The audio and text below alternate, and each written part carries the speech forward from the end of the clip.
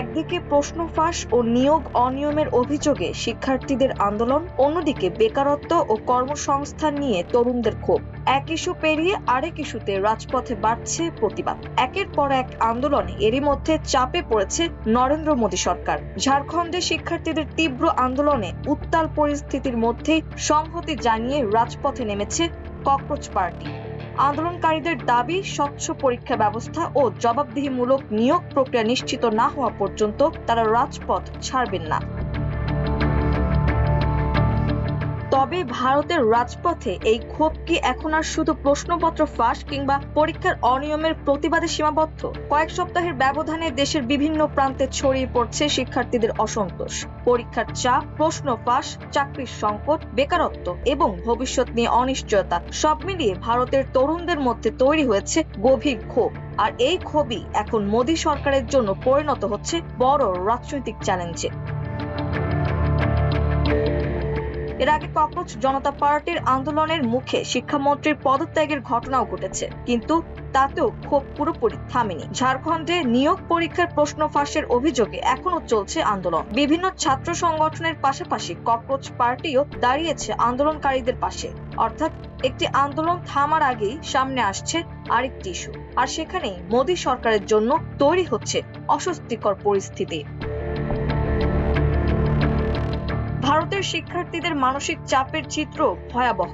National crime records ব্যুরোর তথ্য অনুযায়ী 2014 সালে দেশটিতে 8,068 জন শিক্ষার্থী আত্মহত্যা করেছিল। 2024 সালে সেই সংখ্যা বেড়ে দাঁড়িয়েছে 14,488 জনে। পরীক্ষায় অকৃতকার্য হওয়া ও পড়াশোনার চাপ শিক্ষার্থীদের আত্মহত্যার অন্যতম কারণ হিসেবে উঠে এসেছে। অর্থাৎ প্রতিযোগিতামূলক পরীক্ষা ঘিরে তৈরি হওয়া সংকট এখন আর ব্যক্তিগত সমস্যা নয়, এটি ভারতের শিক্ষা ও সামাজিক ব্যবস্থার বড় সংকেত।